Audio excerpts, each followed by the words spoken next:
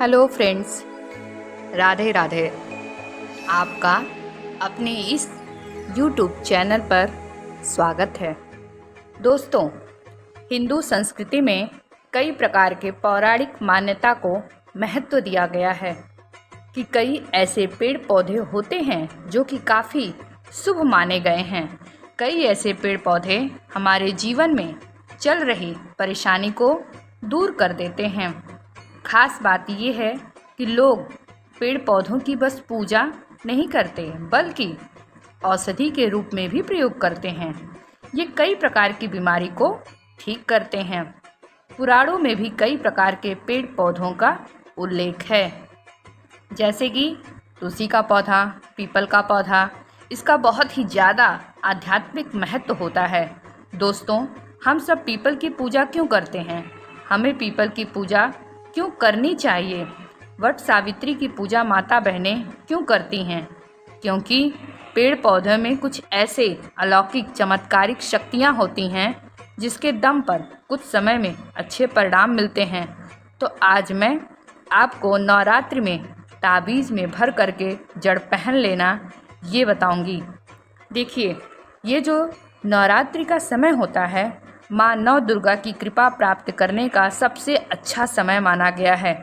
जो व्यक्ति रिद्धि प्राप्त करना चाहते हैं, सिद्धि प्राप्त करना चाहते हैं, शुभ एवं लाभ को प्राप्त करना चाहते हैं, धन धान्य की कामना हो, धन धान्य से समृद्धि हो, आरोग्य की प्राप्ति करना चाहते हैं, अगर आप चाहते हैं कि आपके जीवन से दुर्भाग्य दूर हो जाए, कीर्ति की प्राप्ति हो, शांति की प्राप्ति हो, आपको मान सम्मान की प्राप्ति हो, तो आप सही वीडियो में आए हैं।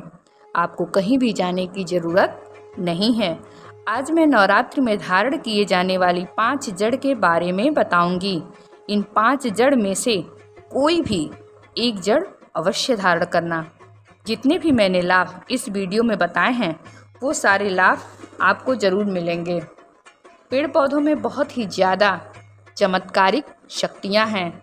आप माने या ना माने, जो पेड़ पौधे हैं इन्हें धार्मिक दृष्टि से ले लीजिए या आध्यात्मिक दृष्टि से ले लीजिए, पर यह हमें फ़ायदा पहुंचाने का ही काम करते हैं।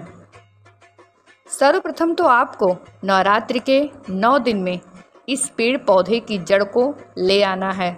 अगर नवरात्रि के छठे दिन भी ये वीडियो देख रहे हैं तो नवरात्रि के छठे दिन भी इस पेड़ की जड़ को ले आना और पूजन करके इसे धारण कर सकते हैं। और यदि नवरात्रि के 9 दिन पूजा करके आप इसे धारण करते हैं तो और भी उत्तम है। तो आपको वो हर चीज़ प्राप्त होगी जो आप प्राप्त करना चाहते हैं।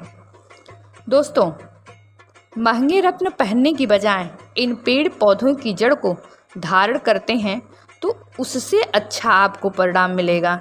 कहीं ना कहीं रत्नों में मिलावट होती है, लोग आपको बेवकूफ़ बना सकते हैं, लेकिन पेड़ पौधों से कोई बेवकूफ़ नहीं बनाएगा, क्योंकि इसे आप स्वयं उखाड़ कर ले आएंगे और इसे आप धारण करेंगे। तो नवरात्रि के समय लाए जाने वाले पेड़ पौधों की जड़ को धारण करना है।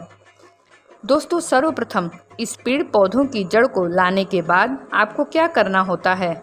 इसे देवी की प्रतिमा की तरह 9 दिन पूजा करनी होती है। जैसे माता नौ दुर्गा की पूजा करते हैं, ठीक उसी प्रकार इन पेड़ पौधों की जड़ को लेकर आने के बाद 9 दिन तक आपको पूजा करनी होगी।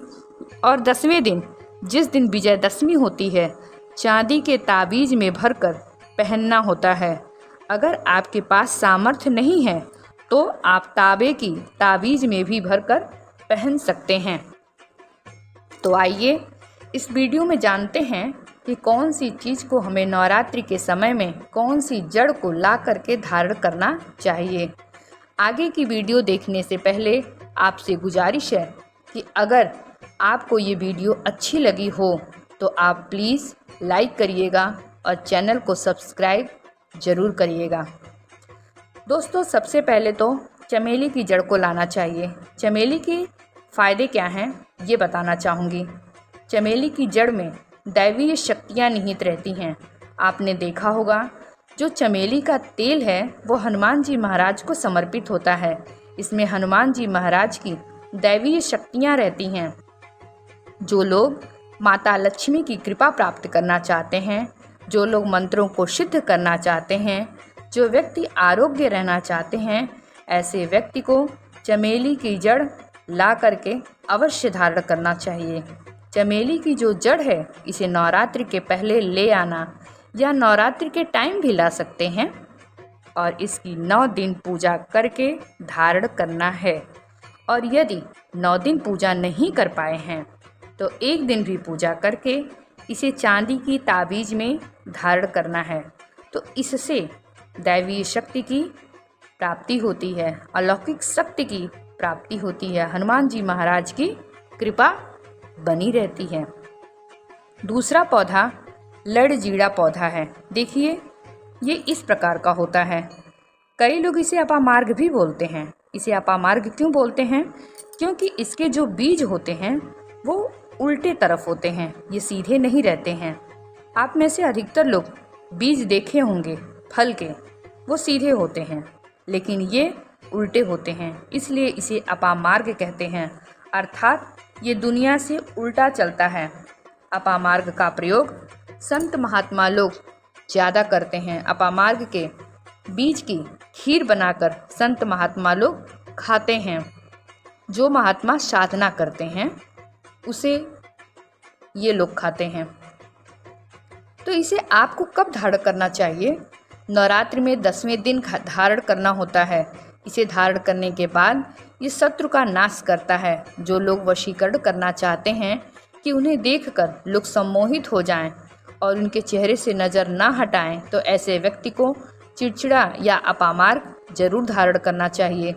इसमें बंद किस्मत के ताले भी खुलते हैं।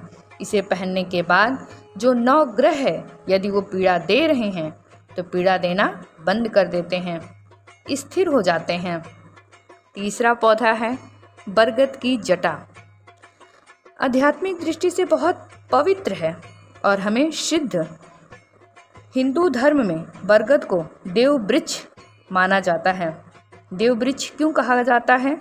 क्योंकि वट सावित्री के दिन आपने जरूर देखा होगा इनकी पूजा होती है। जो बरगद है इन्हें देव वृक्ष कहे गए हैं।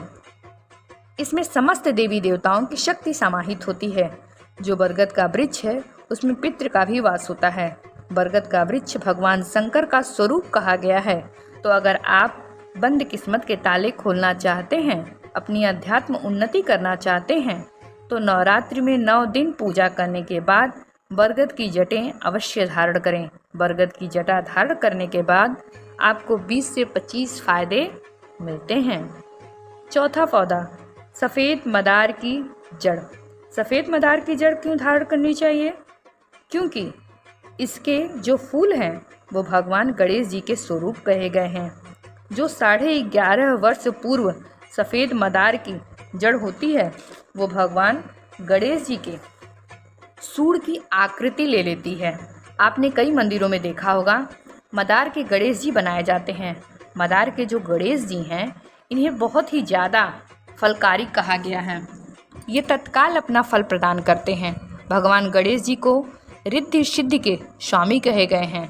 तो यदि आप रिद्धि सिद्धि, धन, लाभ, वैभव प्राप्त करना चाहते हैं तो मदार की जड़ नवरात्रि में ले आना, इसकी पूजा करना और 10वीं तिथि को धारण कर लेना। इसमें आपको बहुत ही ज़्यादा लाभ मिलेगा क्योंकि इसे गणेश जी का स्वरूप कहा गया है। बुध ग्रह अगर आपको गलत परिणाम दे रहे हैं तो वो गलत परिणाम देना बंद कर देते हैं। 5वां पौधा है अपराजिता। अपराजिता पुष्प माता लक्ष्मी को अत्यंत प्रिय है और अधिकतर लक्ष्मी पूजा में अगर आप माता लक्ष्मी को प्रसन्न करना चाह रहे हैं, चाहकर भी माता लक्ष्मी आपके द्वार पर नहीं आ रही हैं, परेशान हो चुके हैं, आपकी दैनिक स्थिति खराब हो चुकी है, तो अपराजिता नामक पौधा है तो इसकी जड़ धारण करें। इसे चांदी की ताबीज में धारण करने के बाद फिर लक्ष्मी की कृपा प्राप्त होनी शुरू हो जाती है और बंद किस्मत के ताले भी खुलने लगते हैं।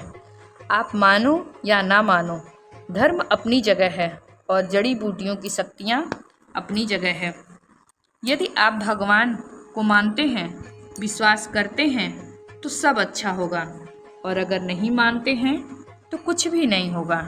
ये आपके ऊपर निर्भर करता है कि आप क्या करते हैं। अगर मेरी वीडियो अच्छी लगी हो तो इसे प्लीज़ सब्सक्राइब ज़रूर करिएगा। धन्यवाद।